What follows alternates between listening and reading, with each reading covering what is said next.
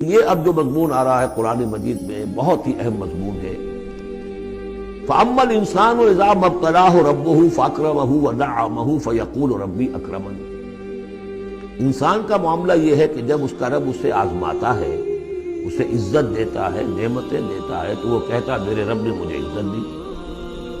وَأَمَّا إِذَا مَا ابْتَلَاهُ فَقَدَرَ عَلَيْهِ رِزْقَهُ، جب اسے آزماتا ہے اور اس کا رزق جو ہے اس پر تنگ کر دیتا ہے، راشننگ کر دیتا ہے، تھوڑا تھوڑا دیتا ہے، فَيَقُولُ رَبِّي أَهَانَنِ، تو وہ کہتا ہے میرے رب نے مجھے ذلیل کر دیا۔ کلا، ایسا نہیں ہے۔ آپ کو کیا خرابی نظر آئی اس میں؟ کوئی شرک نہیں ہے۔ اس نے یہ تو نہیں کہا کہ مجھے نعمتیں دی ہے تو کوئی لکشمی مائی کی کرپا ہو گئی، یہ تو نہیں کہا۔ اللہ نے، میرے رب نے مجھے عزت دے دی، اور اگر کہیں تنگی آ گئی ہے تو یہ میرے رب نے مجھے ذلیل کر دیا۔ توحید تو مکمل ہے نا یار، کہ کسی اور دیوی دیوتا، کسی اور الہہ کا تذکرہ نہیں ہے، رب ہی نے مجھے عزت دی، رب ہی نے مجھے ذلیل کیا۔ تو عز من تشاء و تذل من تشاء، اے اللہ تو ہی ہے جس کو چاہتا عزت دیتا، جس کو چاہتا ذلیل کر دیتا۔ تو کیا خرابی کیا ہے اس میں؟ خرابی یہ ہے کہ اس دنیا میں جو کچھ تمہیں ملتا ہے تم اسے عزت مت سمجھو، یہ امتحان ہے، اور اگر کبھی تنگی آتی ہے اسے ذلت نہ سمجھو، یہ بھی امتحان ہے۔ یہ برابر ہے، یہ تم نے اسے عزت سمجھا، دھوکہ کھا گئے، اس کو ذلت سمجھا، دھوکہ کھا گئے۔ چاہے توحید انٹیکٹ ہے آپ کی، لیکن توحید جو ہے وہ تو یوں سمجھیے کہ جڑ بنیاد ہے نا ہدایت کی، اس سے اوپر بھی تو منزلیں ہیں ہدایت کی کہ نہیں؟ یہ امتحان ہے۔ ایک لفظ جو کامن ہے، اذا ما ابتلاہ ربہ فاکرمہ، جب اسے ابتلا میں ڈالا اور ابتلا میں عزت دی۔ دیکھیں اب کرتا کیا ہے، صبر کر، یہ شکر کرتا ہے، اپنی جو بھی ہم نے اس کو نعمتیں دی ہیں وہ حقداروں کو ان کے حق ادا کرتا ہے کہ نہیں کرتا ہے؟ یہ عزت نہیں ہے۔ عزت تو تب ہوگی جب تم اس امتحان میں پورے اترو گے۔ ذالک یوم التغابن، وہ تو قیامت میں پتہ چلے گا کہ کس کے لیے عزت تھی، کس کے لیے نہیں۔ کسی کو تنگی دی ہے تو یہ ذلت نہیں ہے، دیکھنا ہے صبر کرتا ہے کہ نہیں کرتا۔ کہیں یہ بالکل مستر ہو کر اور اپنی عزت نفس جو ہے ہتھیلی پر رکھ کر لوگوں کے سامنے مانگنے کے لیے تو نہیں نکل جاتا، پتہ چل گیا۔ تو یہ امتحان ہے۔ تو پہلا درجہ سمجھیے کہ چاہے فراوانی ہو، عیش ہو، آرام ہو، دولت ہو، یہ بھی امتحان، تکلیف ہے، رنج ہے، محنت ہے، مشقت ہے، اسرت ہے، تو یہ بھی امتحان، دونوں برابر ہو گئے۔ اب بھی ہدایت اس سے اوپر بھی ہے۔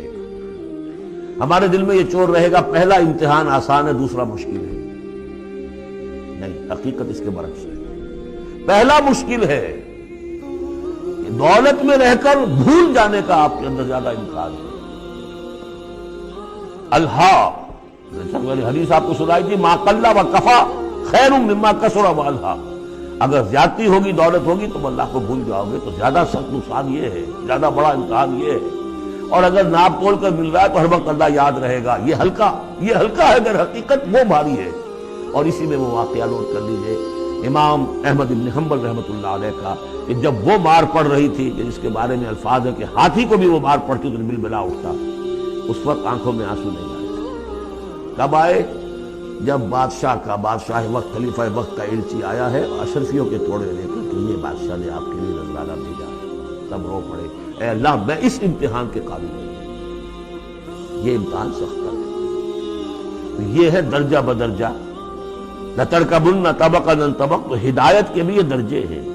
پہلا درجہ تو یہ ہے کہ جو بھی ہے اللہ کی طرف سے، تنگی ہے تو اللہ کی طرف سے، اور فراوانی ہے تو اللہ کی، یہ توحید تو پوری ہو گئی آپ کی اللہ کی طرف سے۔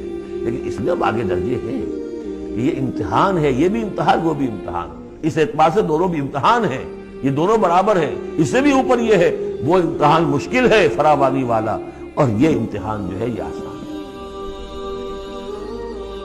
فَأَمَّا الْإِنسَانُ إِذَا مَا ابْتَلَاهُ رَبُّهُ فَأَكْرَمَهُ وَنَعَّمَهُ فَيَقُولُ رَبِّي أَكْرَمَنِ وَأَمَّا إِذَا مَا ابْتَلَاهُ فَقَدَرَ عَلَيْهِ رِزْقَهُ فَيَقُولُ رَبِّي أَهَانَنِ كَلَّا۔ لیکن چونکہ تمہاری ذہنیت یہ ہے، لہذا تمہارا طرز عمل کیا ہے؟ بَلَا تُكْرِمُونَ الْيَتِيمَ، تم یتیم کی عزت نہیں کرتے، وَلَا تَحَاضُّونَ عَلَىٰ طَعَامِ الْمِسْكِينِ، تم مسکینوں کو، غریبوں کو کھانا کھلانے پر ایک دوسرے کو اکساتے بھی نہیں، خود تو کیا کھلاؤ گے؟ اس لیے کسی اور سے اگر کہہ دیں گے تو وہ پلٹ کر کہہ دے گا تم کیوں نہیں کھلا دیتے، لہذا بہتر یہ ہے کہ خاموش ہو۔ ولا تحاضون علی طعام المسکین وتأکلون التراث اکلا لما، اور تم چاہتے ہو کہ ساری وراثت اور میراث سمیٹ کر تم ہی ہڑپ کر جاؤ۔